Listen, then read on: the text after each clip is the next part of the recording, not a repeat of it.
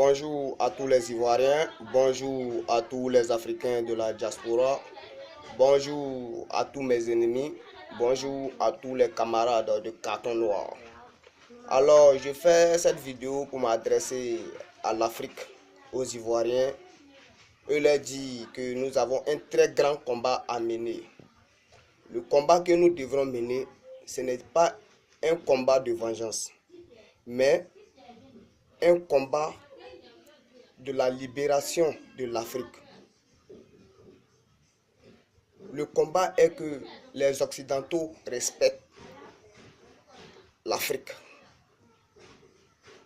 Hier, j'étais connecté sur le net et j'ai reçu un message qui parlait que Alassane Ouattara avait lancé un mandat d'arrêt international contre les ex-leaders du pays qui sont des pro-Gbagbo. Et il a affirmé que ces personnes étaient coupables du crime contre l'humanité, qu'ils doivent être arrêtés. Maintenant, avant de commencer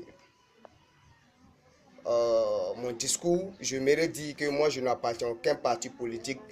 Je n'appartiens à pro-Ouattara. Je ne suis pas pro-Gbagbo. Je ne suis pas pro-Soroguium. Je ne suis pas pro quelque chose. Voilà.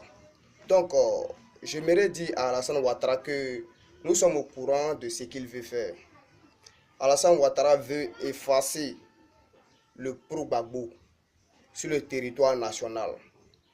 Il sait que le troisième mandat qu'il a mis en place, si le pro-Gbagbo existe toujours, ces personnes vont toujours s'opposer à sa candidature.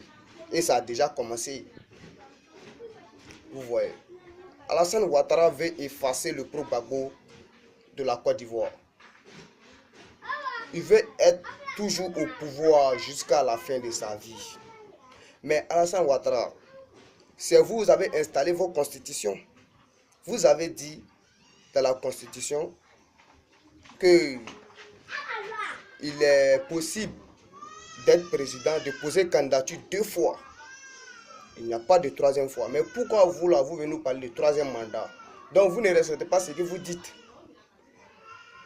Vous ne respectez pas, soyez un homme de parole. Vous mentez à la population. La définition que vous avez donnée sur l'émergence, c'est une fausse définition.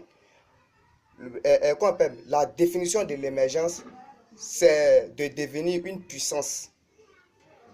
C'est de dépendre de nous-mêmes. Mais est-ce que la Côte d'Ivoire dépend d'elle-même?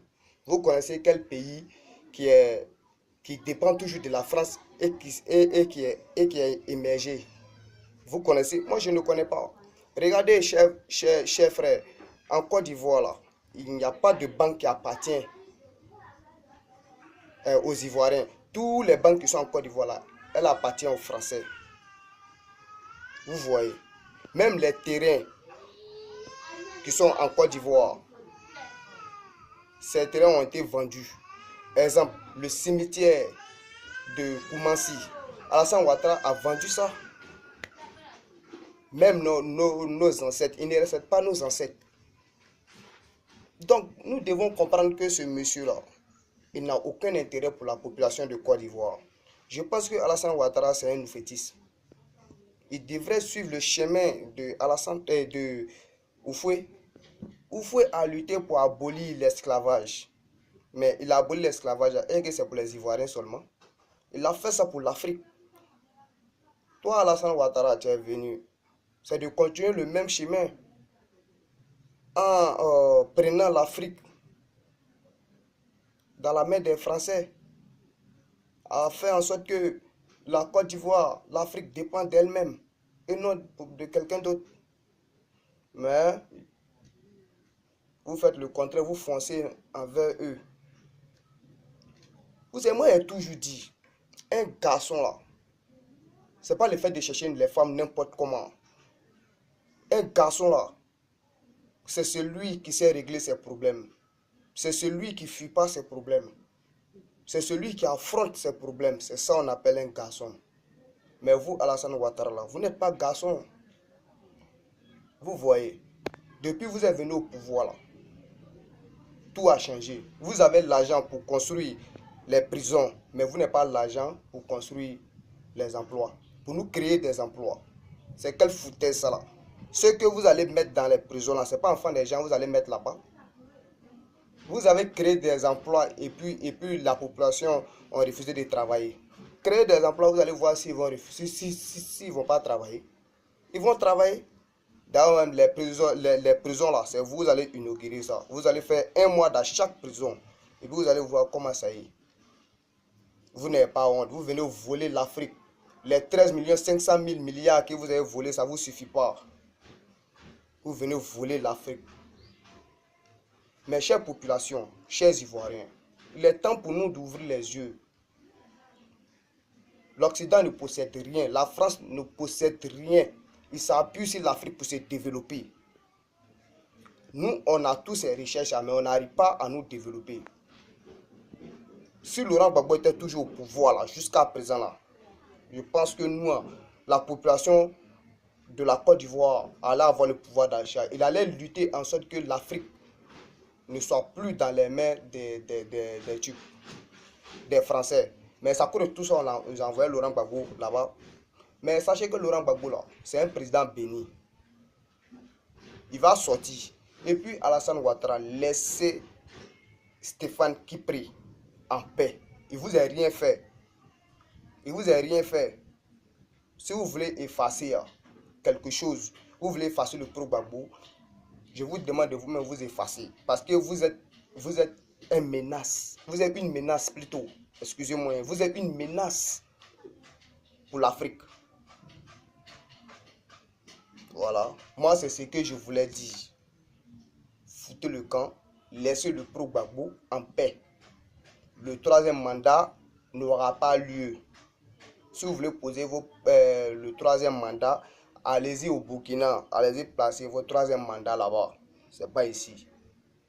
Voilà.